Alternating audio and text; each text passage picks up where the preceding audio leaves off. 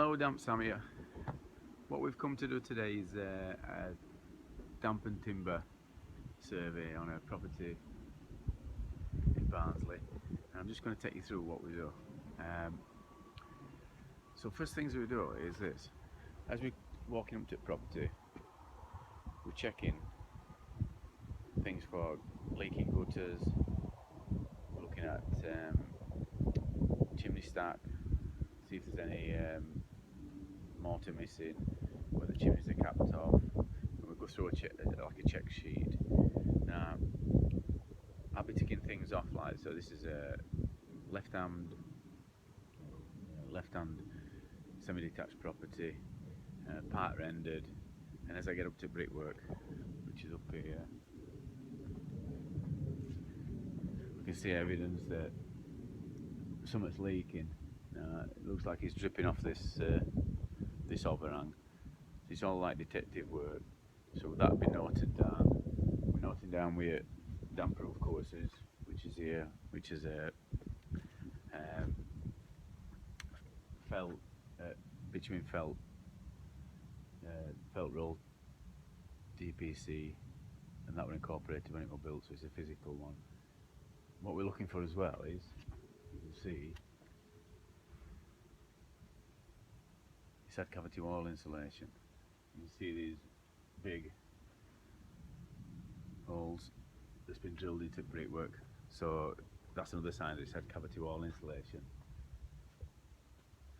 If you look down there, you've got some drill holes at some point, as well as having a physical DPC, which is like nearly 2 foot off the ground. They've even put a chemical DPC in for some reason. So you'd be asking yourself, you know, why they're putting one of them and it's already got a physical DPC.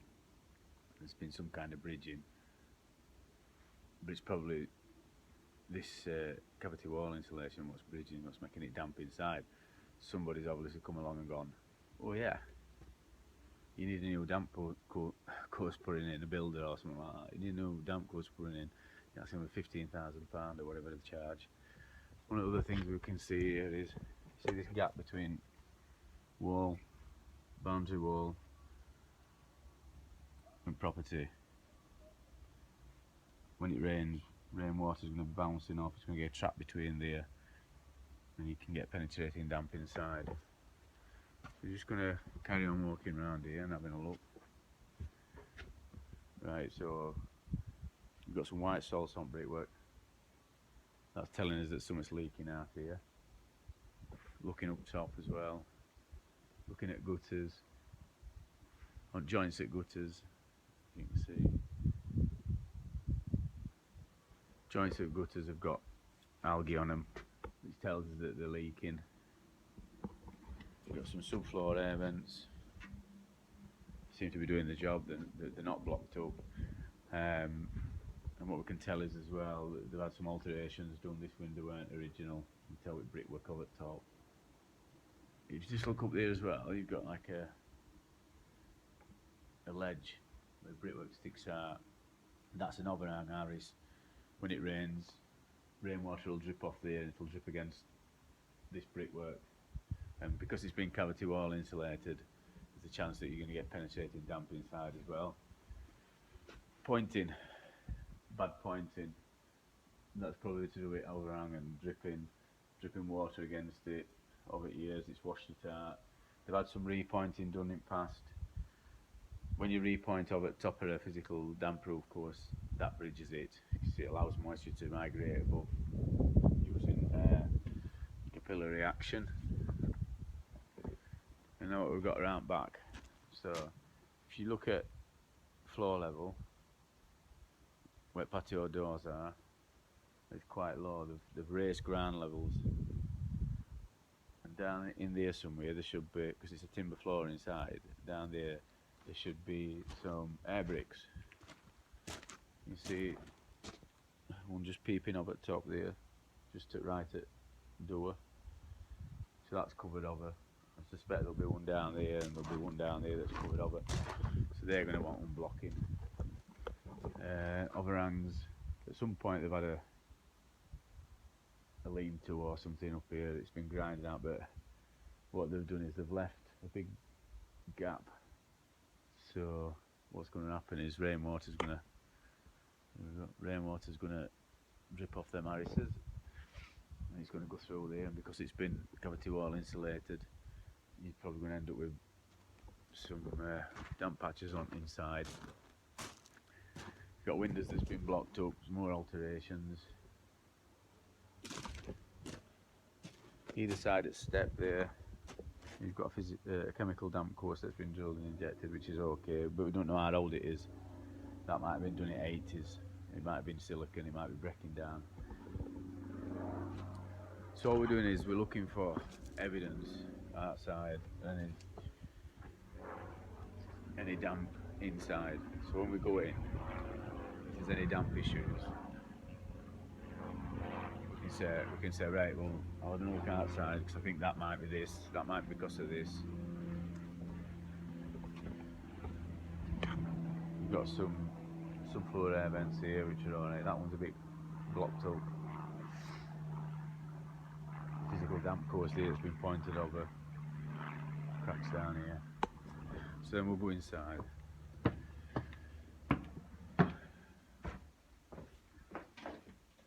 Here we go. The property's just been decorated to put on market to sell. We've done to a decent standard. It's not bad. Bit of painting and decorating. This is sheet that we follow. So basically you've got a instructed survey, address of property. Address of property is different to above, that's picking from an agent.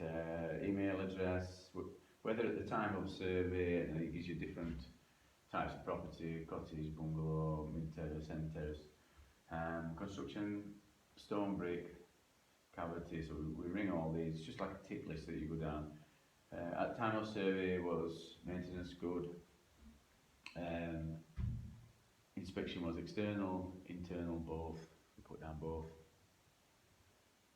Inspection for, you've got a list: rising damp, penetrating damp, timber infestation, drywall works, basement conversion, plastering, blah, blah. So you've got like a list of them. You can circle them as you're going around, as well as taking photos. We take like plenty of photos as well as we're going out doing a survey. And then you've got such things as which rooms have damp and things like that. Right down to two really important factors on one of these surveys, which is there an extractor fan in the kitchen or the bathroom? Now that's going to be a big issue to put down. If they've not got one, it means that moisture is going to disperse into property at source when they're cooking, cleaning, things like that, bathing. And that could add to problems in winter or when there's high humidity. So, when we're doing a pre-purchase damp and timber report for somebody that's buying it, what we'd say is like that'd go down and say you could have problems in future if you ain't got these two fans put in. I mean, we recommend fans with humidistat, but there's PIV units and also a new alternating fan, which are brilliant they're good for problem rooms. So I've drawn a plan here because with this property we've been asked to just look at a certain area, but I will comment if there is any damp in different areas. So I'll just quickly run around, look for visible signs of damp, just a little bit of testing, just see whether there's out on ground floor. But because we've been specifically asked to look at one part of this area, because they've had a general valuation survey and he's gone around with his beep meter and it don't know, don't know how to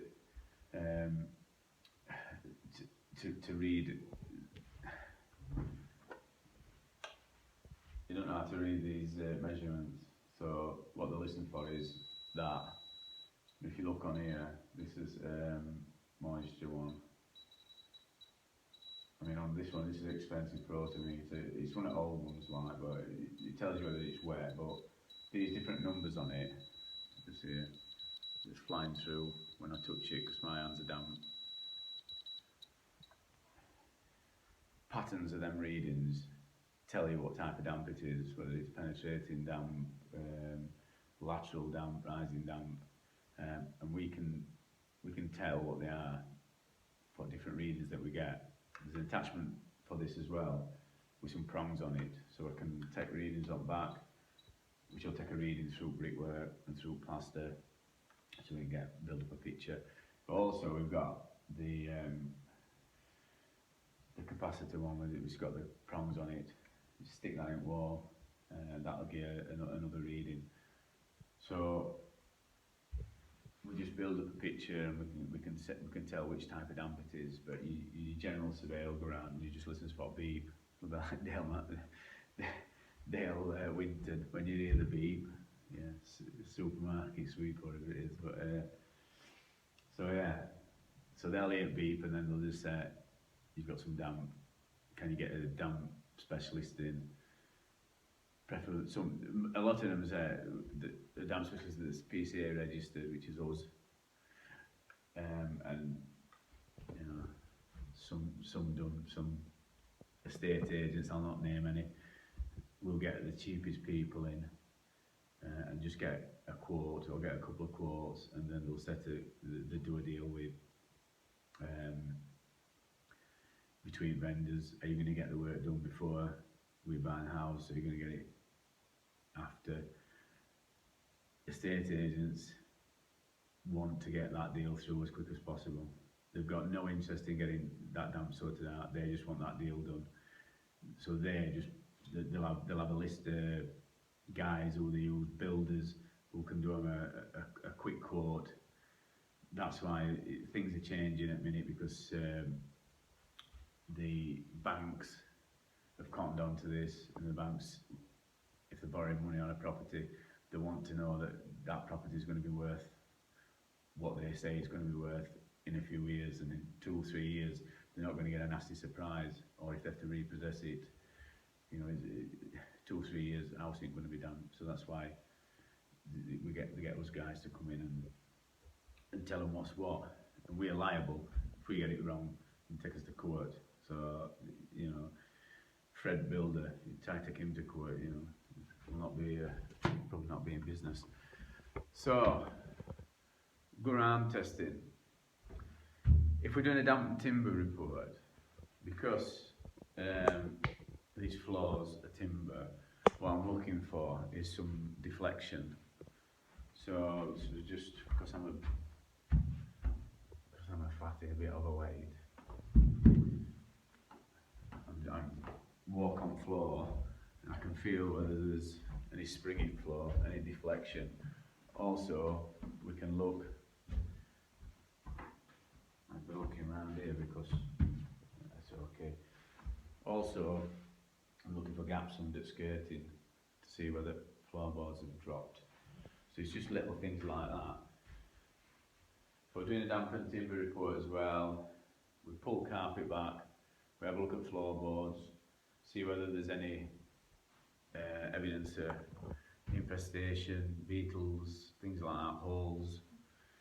And because we're qualified to do it, we can tell you which type of beetle it is. We've got specimen bottles. If we find any beetles, we stick them in these things, and we take them and have a look in a microscope, and then we'll identify them and tell you what it is.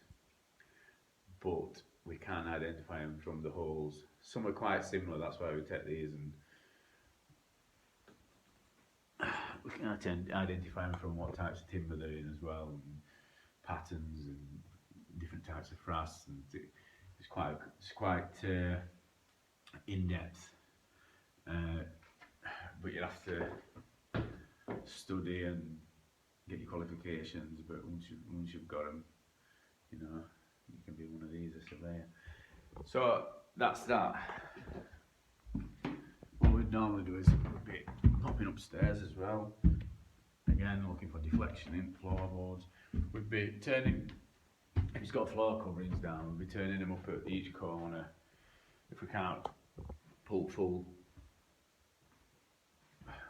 carpet up, And if we can't do that, survey is going to be limited, but we can look at sporadic areas. Ideally, all carpets should be out. When we're looking at walls, we're looking for damp patches, penetrating damp, looking for black mould, bright windows. Again, deflection. We've got another bathroom up here, and we've got a nice expeller, brilliant that. And just some towels around. Like somebody's been having a bath. Anyway. And they've even got a brilliant heat recovery system up there. That's even better. But where's it meant to do? We've got this big bedroom here, nice size. No deflection, no black mould, all painted nice. Looking for stains on roof, stains on walls.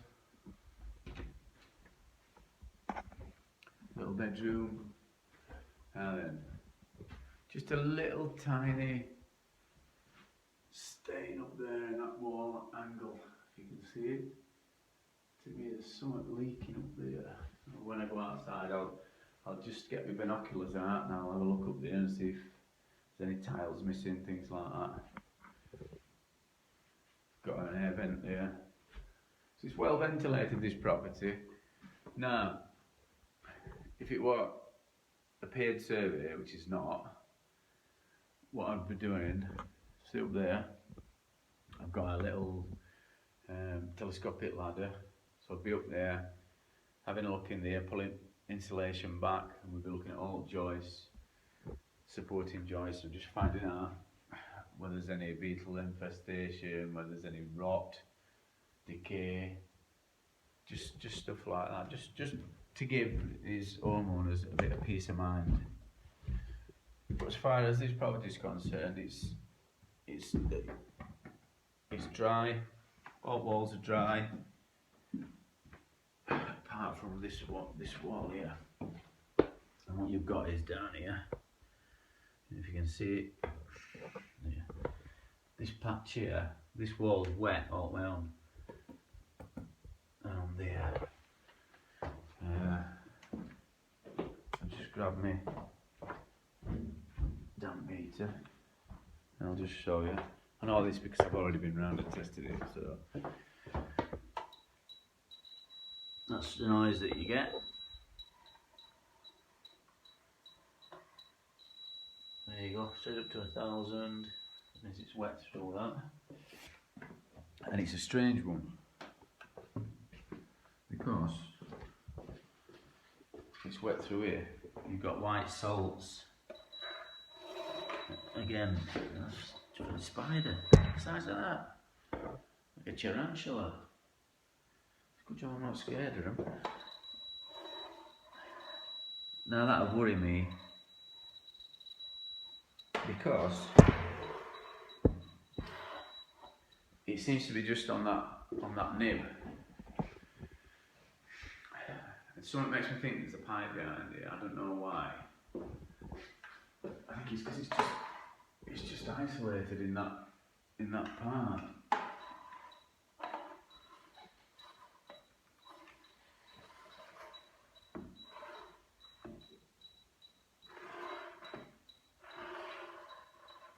There's something behind there that's making that wet, so it's going to have to be a bit of further investigation.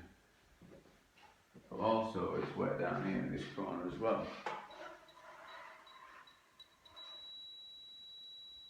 So that's going to have to come off. Everywhere else is fine, but that's a weird one. I mean, it's a biggish wall, so there's obviously something going off, and normally you can tell what it is, but I think there could be a pipe down there that might be leaking. But it needs taking off and some investigation doing. So, what else do we do on a survey? Right, so we've looked at all timbers and everything, looked for damp patches. One of the things as well is chimney breast. You get salt damp on that, so we don't just test bottoms at wall, we test all of it chimney breast. There's another chimney breast upstairs, downstairs, we test all them as well. Basically because fossil fuels in olden days used to burn wood, timber, and you get a thing called salt damp, which is sulfates, a product of sulfates, salt inside chimney breast, and if it gets wet inside the area, it will migrate to the surface. And they're what's called hygroscopic, which means they absorb moisture from the air, and also there's something called deliquescent, which was a new word that I found out when I started doing the surveying. And deliquescent means it can actually evaporate into the atmosphere, and the air can circulate around and it can go onto the walls if it's that wet. Now, if you've got old houses, look for like round sweat patches where water's beading up on these patches. That's salt damp, and what it's doing is absorbing moisture from air, and it's getting wetter and wetter, and that means your property's humid, and then eventually it'll evaporate and start going round. But then it's sorting as well, because if Mr. and Mrs. whoever buy the property start boiling a kettle and things like that, and there's high humidity in property, and these sweat patches start coming up on chimney breasts, and I've missed it, and I'll be getting a phone call saying, how come you've missed this? So that's why we always check chimney breasts as well, upstairs and downstairs. Right, that's me signing off. I hope you've enjoyed this little bit of a trip, and if you're a surveyor, if you're a trainee surveyor, if you're anybody that works in damp, I hope that you've got a bit of value out of this. And other people might be bored of it. Sorry if you're a bit bored. It is an industry. It is an industry thing. It's nice for people who are buying properties to see what we do. So it is a bit more in depth. I've just gone around quite general, picking things out what spring to mind. We do spend quite a lot of time here. Average price for ours is around £200 for our surveys. Other companies, different parts of the country, charge a bit more. Companies that are not PSA registered charge a lot less. Are they doing it right? No. So you want somebody who's been trained, somebody who's been to PSA, got the qualifications, knows how to do a proper survey. Rig surveyors, they'll be decent, they'll be okay. Are the specialists in one field now? They know a lot about everything else. I've seen quite a few rig surveys that we get sent to us. One thing that stands out is they don't draw a plan. Why don't you draw a plan? You know what I mean? It's just a written survey, a lot of them. If there's rig surveyors out there that are drawing plans, I apologise, you know what I mean, you're doing it right, brilliant, because layperson, she gets a plan, they can understand that more than they can understand all writing. That's the main part of a decent survey. So do a plan, put your information on it, you know.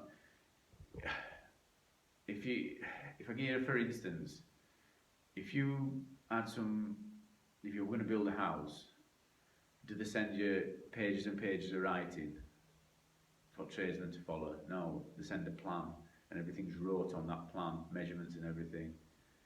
If it were all in writing, it'd be a lot harder to follow, wouldn't it? So please start writing a plan, drawing a plan out, putting it in with your survey notes, and give it to your customer, just so they can understand it a bit better. So yeah, I'm going to sign off. Subscribe to us. I'm going to keep banging videos out, and hopefully there'll be of value to people who's buying houses and things like that, people who's into property. I've looked at his website, award-winning website, absolutely fantastic. Lots of blog on there, lots of other videos. bits of interest, bits of value. Have a look at one of the other films, it'll be up here somewhere, and I'll put it on a related film. Go onto his YouTube channel and have a look at some other videos, you might get some value of them. Hopefully it might not be as long, I mean you can always fast forward them anyway. So it's me, Damp Sam, in my surveying capacity today, signing off. See ya.